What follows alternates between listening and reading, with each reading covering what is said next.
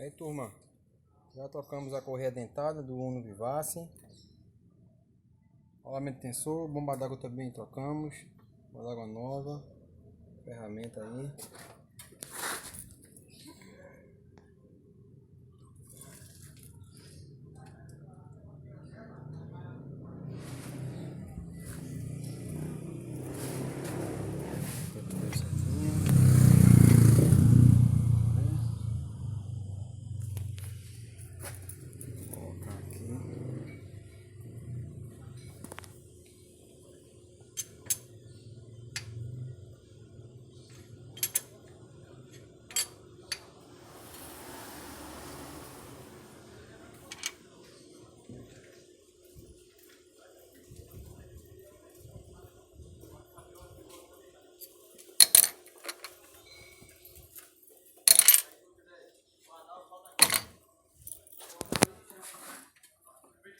Correr agora, detencionada.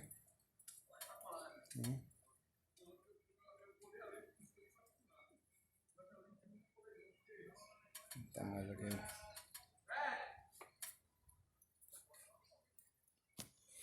É isso aí, turma.